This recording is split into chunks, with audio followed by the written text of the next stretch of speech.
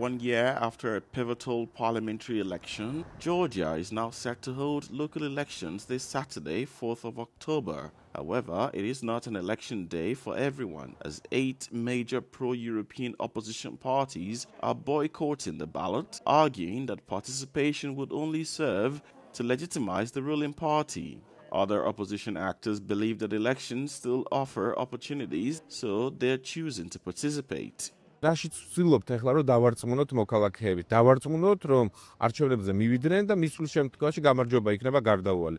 თუ არ მივლენ არჩევნებზე, ამით აძლევენ ხელში იარაღს, მექანიზმს ქართულ ოცნებას, რომელსაც ისევ საქართველოს მოქალაქეების წინააღმდეგ გამოიყენება. Local elections in Georgia take place amid over 300 days of pro-European protest, sparked on November 29th after the ruling Georgian Dream Party suspended EU accession talks. The unrest has led to arrest of political opponents and protesters, feeling concerns of democratic backsliding. The ruling party's candidate for Tbilisi, incumbent mayor Kaka Kaledzi, remains confident that he will win a third term.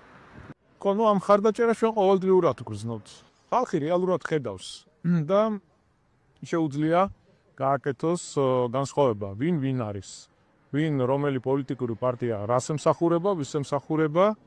These elections will not be observed by the OSCE observation mission due to a last-minute invitation from the government.